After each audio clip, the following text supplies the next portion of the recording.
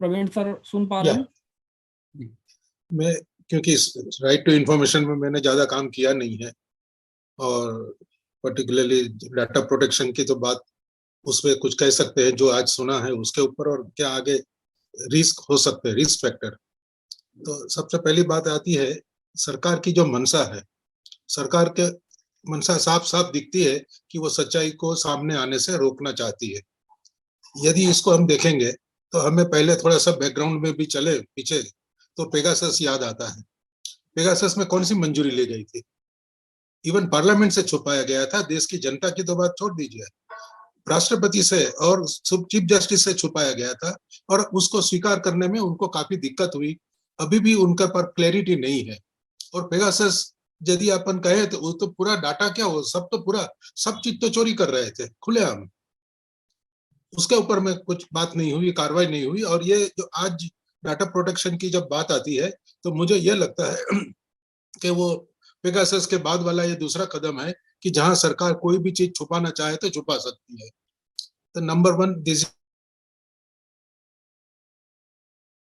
Judiciary की credibility.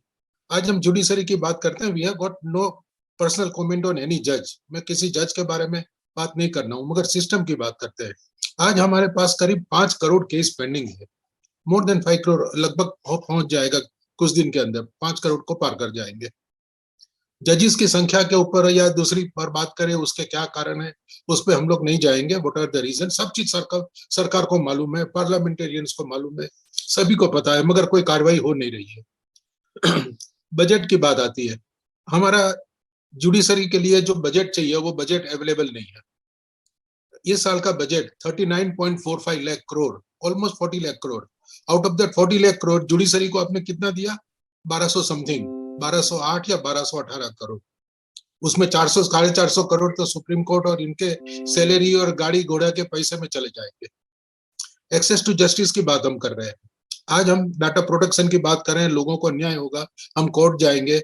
Court जाके आप करेंगे क्या? वो लाइन लंबी खड़ी है, उसमें आप भी शामिल हो जाओ। आपको नहीं मालूम, जज को भी नहीं मालूम, किसी को नहीं मालूम कि इसका फैसला कब होगा।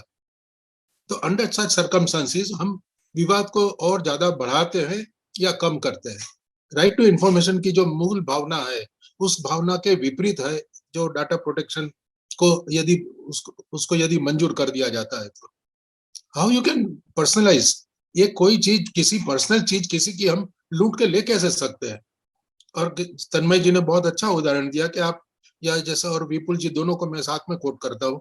आप मॉल में जाते हैं या खाना मंगाते हैं, टैक्सी करते हैं, उबेर की हो या किसी की भी हो, और एवरीथिंग इज इन पब्लिक। तो ये डेमोक्रेसी है या हम डिक्टेटरशिप की ओर चल रहे हैं? ये सवाल भी पैदा होता है। दूसरी पीआईओ की बात होती है। कुछ जो हमारे अनुभव है, पीआईओ को जो इंफॉर्मेशन देनी है वो देगा, और जो नहीं देना है या दबाव पड़ता है तो उसमें वो बहाना करते हैं। ये बिल आने के बाद तो उनके पूरे अधिकार मिल जाएंगे। जैसे राहुल सिंह जी ने भी कहा कि ही विल फ्लैटली डिनाई। आप क्या कुछ करेंगे? कुछ नहीं कर सकते। तो अंडर द सर्कमस्टेंसेस ऐसे यदि हो गए हैं तो राइट टू प्राइवेसी एक तो सीधा सीधा उसका हनन है। दूसरी चीज आती है सरकार की क्रेडिबिलिटी के ऊपर।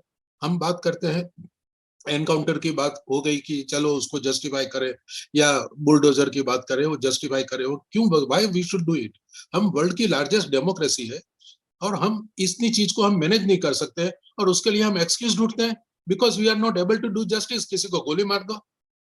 अब मैं हैदराबाद की जो घटना घटी थी, जिसमें जो फेक एनकाउंटर जिसकी बात कर रहा हूँ, 4-5 लोग थे, जो लड़के लोग को मारा गया था, तो उसकी लड़की की भी लाइफ बचती और इन लोग का भी लाइफ बचता, मगर it was cold blooded murder जिसको कहें। बहुत सारी चीज हम लोग ने उसमें इन्वेस्टिगेट किए, सरकार को रिपोर्ट दिए, रिजल्ट वॉज 0। कल उठ के इस तरीके की कोई इन्वेस्टिगेशन हम करने जाते हैं तो हमारे ऊपर में पीछे डाटा प्रोटेक्शन नहीं रहेगा। हमारी वीकनेसेस ये लोग ढूंढेंगे कि कहां से इसके कान पकड़ना है, कहां से इसकी टांग पकड़ना है। तो जो इन्वेस्टिगेशन इंडिपेंडेंट हम लोग करना चाहते हैं, जो सिविल सोसाइटी खास करके मैं बात करता हूँ, उसके ऊपर में भी 50 किस्म के ब्रेक लगा देंगे। आप घर से निकलोगे उसके पहले आपके पास आ जाएगा कि भाई ये आपका चिट्ठा है, क्या करना है बताओ। हर आदमी कहीं ना कहीं कुछ ना कुछ तो वीकनेसेस होगी। तो डाटा प्रोटेक्शन की जब बात हम कर रहे हैं, credibility of the government is at the core जिसको बचाने के लिए सरकार जो है अपनी विफलताओं को दबाने के लिए या अपनी डिक्टेटरशिप को आगे बढ़ाने के लिए ये काम किया जा रहा है, जिसका हम लोग को सख्त विरोध करना चाहिए। I can propose one thing कि एक तो सभी जितने भी सिविल सोसाइटी के एक्टिविस्ट हैं, particularly on right to information, they should act on it. एक एक चिट्ठी लिखे, जिसके लिए मैं शैलेश गांधी जी और हमारे जो मध्य प्रदेश के जो सूचना का आयुक्त है श्री राहुल सिंह जी, उनसे कहूंगा कि वो लोग एक तो किस प्रकार का ड्राफ्ट होना चाहिए उसके ऊपर थोड़ी बात करें। Let in during the discussion आप इसके ऊपर करें कि एक्शन प्लान क्या होना चाहिए, और all the civil society organisation including RTI activist, सिर्फ आरटीआई की बात नहीं कर रहा हूं मैं, सिविल सोसाइटी ऑर्गेनाइजेशन को भी हम साथ में लेके चले, and let us make this a national movement, how to stop it. और दूसरे एनजीओ अलग अलग फील्ड में काम करने वाले, उनके साथ में भी बात किया जा सकता है। Let us have a larger platform on this one. Shailesh Gandhi ji ने कहा था, जैसे दिल्ली में लोकपाल की बात की है, लोकपाल तो एक बहाना था, that was a political sponsored programme. मैं तो उसके बारे में ज्यादा बोलना नहीं चाहता हूँ, बिकॉज आई रिसीव अपना ये अरविंद केजरीवाल का खुद का फोन आया था मेरे पास में, ही हिमसेल्फ टोल्ड, और बोलता है कि मैं ऐसा ऐसा मैग्सेसे अवार्ड विनर हूँ, ये हूँ वो, और आपको दिल्ली आना है, हम 40 लोग मिलेंगे और एक पॉलिटिकल पार्टी बनाएंगे। पॉलिटिकल पार्टी बनाना है तो पहले दिन उसका तय था, और उसके लिए सभी को पूरा यूज किया गया, और आज पार्टी की बात कर रहे हैं बट लोकपाल की बात नहीं करते।